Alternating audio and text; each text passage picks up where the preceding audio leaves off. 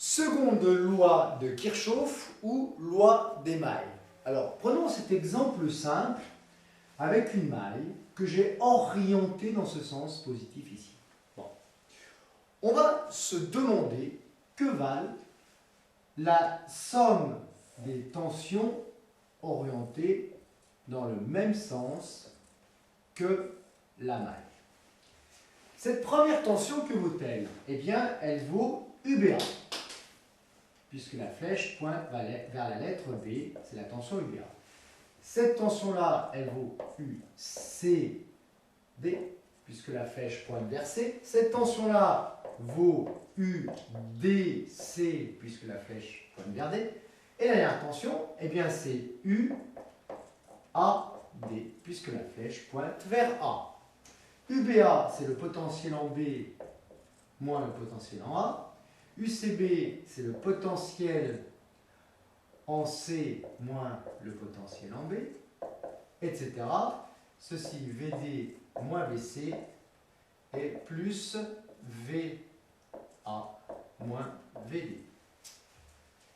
VB moins VB, ça simplifie. VA moins VA, ça simplifie. Moins VD plus VD, ça simplifie. Et VC moins VC égale 0. Autrement dit, que valent la somme des tensions le long de la maille ici? Eh bien, somme de ces tensions, UK, égale 0. On va rajouter un petit truc. Attention, j'ai mis les flèches dans le sens de la maille. Si j'avais mis une flèche dans le sens opposé à la maille, c'est-à-dire par exemple ceci, eh bien, il aurait fallu que j'écrive quoi? Eh bien, non plus ici UCB, mais moins UCB. J'aurais donc mis un signe moins. Et donc, il faut que je rajoute une information ici. Eh bien, c'est epsilon k UK. Epsilon k va être égal à plus 1 si la tension est dans le sens de la maille. Et puis, évidemment, je vous laisse deviner, que vaudrait epsilon k si la tension est dans le sens opposé à la maille?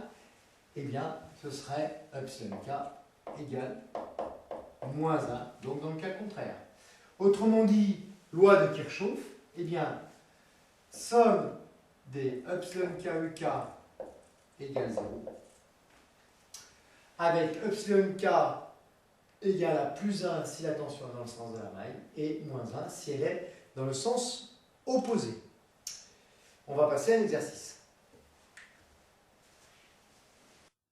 En conclusion, cette loi des mailles ou loi numéro 2 de Kirchhoff, dans une maille orientée arbitrairement, la somme algébrique des tensions est nulle. Somme des epsilon k UK égale 0, avec epsilon k égale plus 1 si la tension UK est orientée dans le sens de parcours de la maille, et moins 1 dans le cas contraire.